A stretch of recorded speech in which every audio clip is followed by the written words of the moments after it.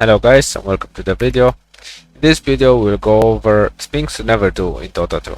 If you like this type of content, go to gamersclass.com. For just $9.99 a month, watch masterclasses with pro players, join exclusive live sessions, and get 24/7 access to coaches and other high MMR players. Get full control of your ranked games and start owning with our Supreme Dota 2 membership.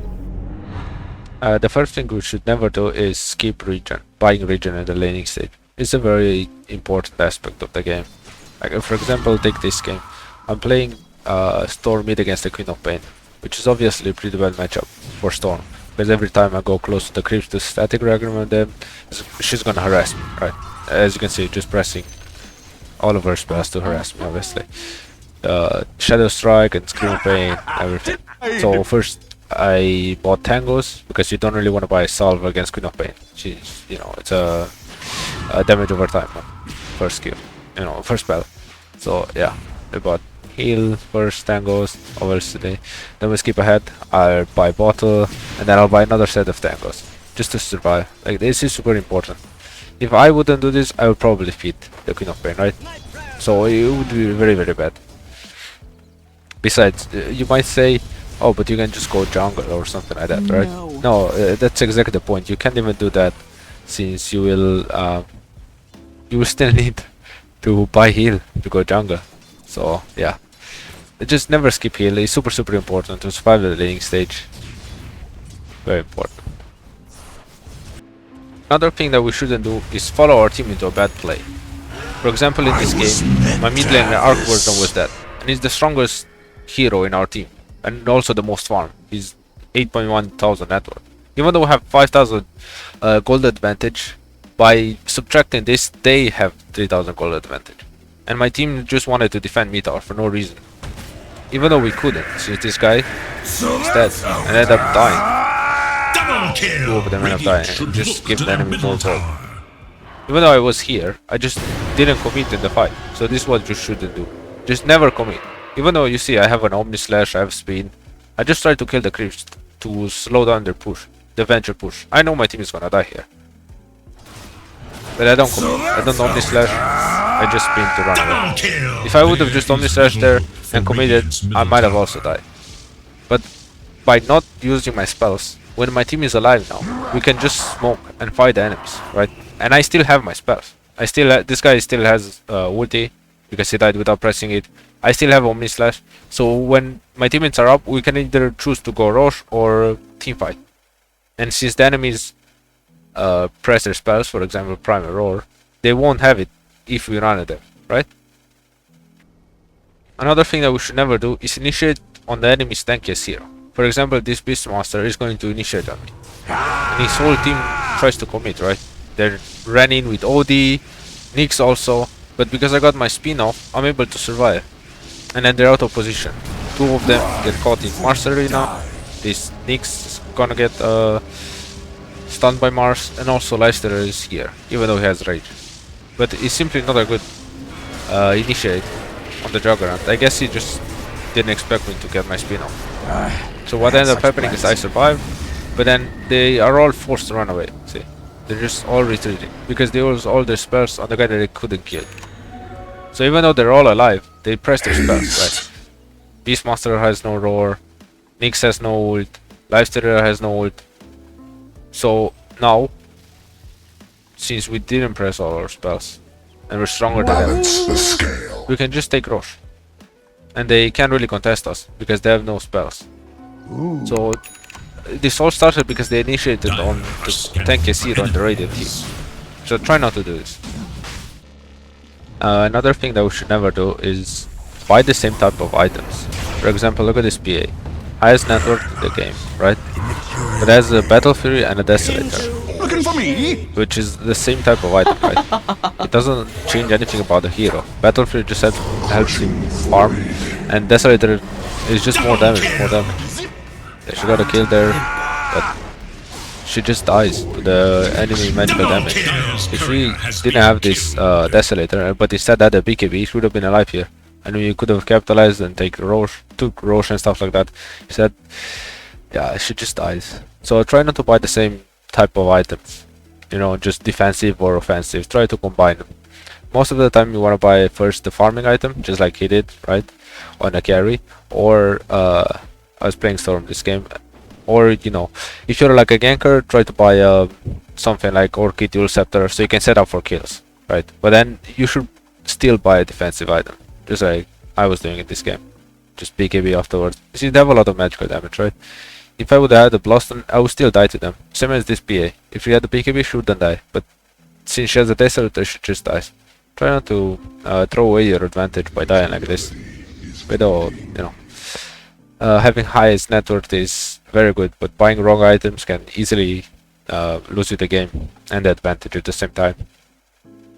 Another thing that we shouldn't do, while playing support especially, is blocking our own camps. For example, right now, you see this guy's blocking the camp right here, 1 minute in. Even though the wave is pushing towards the enemy tower, since I was playing Alchemist and, you know, just acid spray the wave, so I can farm safely and they cannot really harass me under, you know, the wave, since they take damage from this. So yeah, he just blocks it, but then this would have been pulled right now. You could just either Stango and the creep that would have, the creep camp that would have respawned, you know, just pull to this, and then they can't really contest. You see, they're both, our wave is pushing towards the tower and is also gonna die because of the acid spray. So don't do this, please. Well, what ends up happening is he purchases a sentry and blocks the camp in minute 2. So it's twice as bad as it would have been just by doing it once. Again, wave is pushing. This wave would have been denied by this camp, since the wave already died. And they were also pressuring me here. I mean, I just dove the tower because I know that they couldn't really do anything, right? So they were busy with me right here, under the tower, 2 minutes in. They couldn't really stop the pull. Thanks! Another thing that we should never do is deward enemy sentries, unless we have EMD heroes in our team. For example, in this case, even though I was playing Bounty Hunter, I choose not to deward this sentry, right? Instead, I place a ward on top of it, and then we might get a false sense of security that we don't have vision here. And if they pick a fight here, we might have the advantage, because they might think that we don't have vision here, right? So by placing ward on top of the enemy sentries, they just get a false sense of security, and that ward might even just go unnoticed there. Another thing that we shouldn't do is farm with no vision, right? For example, this Juggernaut is farming this camp right here, and he doesn't know where the Storm is, right? I was playing Storm in this case, and I can kill him, especially if I have an Orchid, which I do. I just end up jumping on him and killing him. He didn't really respect that I wasn't showing on a map. So if the enemy opponent that can gank you isn't showing on a map, you shouldn't really show. You should have probably just went and fought this camp, right? Since they have vision here, he might get spin off if I was going to gank him here. This campaign is actually going exactly the same where I was saying that Juggernaut should have been, but she doesn't have any escape. And Juggernaut has a spin, obviously. What ended up happening is she dies also, because again, I wasn't showing, she didn't really respect that I wasn't showing on the map. End up dying exactly the same way as Juggernaut. So just farm under vision, but also pay attention to where the opponents are, especially the one that can kill you. Another thing that we shouldn't do is pick the same type of heroes, same concept of a hero. For example, in this game, Shadow Shaman and Scarlet Mage for the Radiant team. Scarlet Mage has no AoE. I mean, of course, you can say Concussive Charge is a bit of AoE and ult, but it doesn't really impact Lycan's game, right? Lycan's units. And also Shadow Shaman. Aether Shock, it's 320 damage, not that much. Hex doesn't really impact Lycan with anything because safety gives him 600 movements, 650 movement speed, so he doesn't get slowed. And also, he can't really shackle anyone because he's just gonna get killed by Lycan units.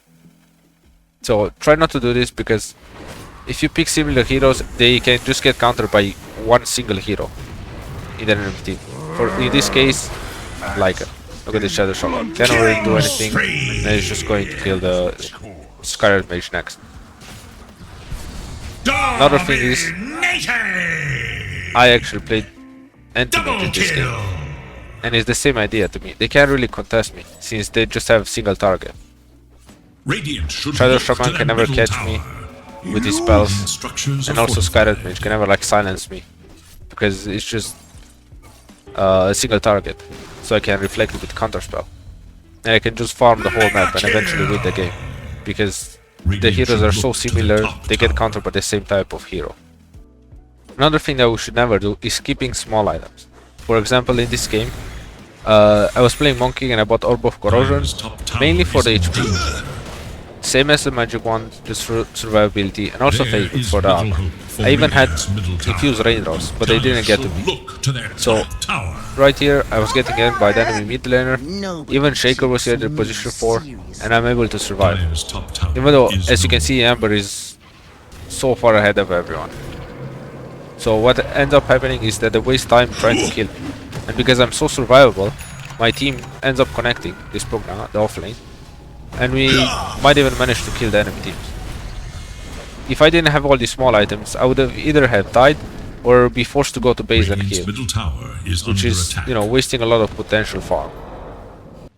Another thing that we should never do is TPing base, with the exception of needing healing, both mana and HP.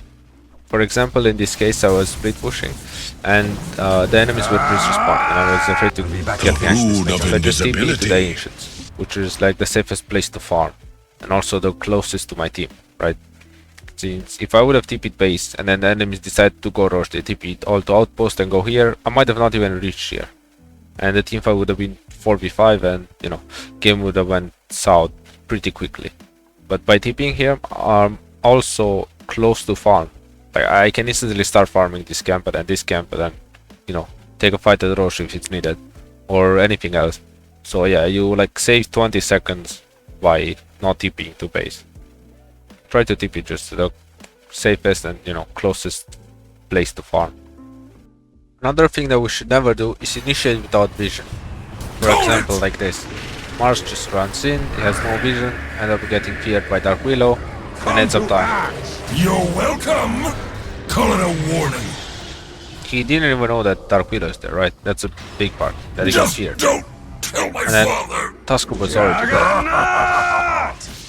If you watch the enemy's perspective, the Beastmaster for example, or, you know, anyone, they have a vision here, so they clearly know where we are, and you can't kite them or play around the sides, especially since they also have a hawk. Another thing that we shouldn't do, especially as a support, is just camping mid lane. For example, these two supports, they're mid for no reason, 2 of the enemy heroes are dead, and they're still here, without being able to apply any pressure, since one core is top trying to farm and one core is bottom, again trying to farm, gather items, since they are a bit down in gold, so they're trying to come back. By doing this, they're extremely inefficient, because first of all, the enemy team might have vision mid, since it's the place where all the teamfight break out early to mid game probably. And the other thing is, in case this Juggernaut is getting ganked, they're position 1, they would most likely want to help, right? So if they both TP, one TP is going to be 3 seconds and the other TP is going to be 6 seconds. So they're wasting a lot of precious time, so this Juggernaut might die. Instead, one of them should be either behind Juggernaut, so they can instantly help, and the other guy can just TP, so it's just 3 seconds, or be in front of the Juggernaut right here, for example, so if the enemy team responds and smoke, for example, to this Juggernaut, he can, you know, retreat to safety, since the smoke is gonna get broken by the support that's sitting in front of him. By doing this, it's just extremely inefficient.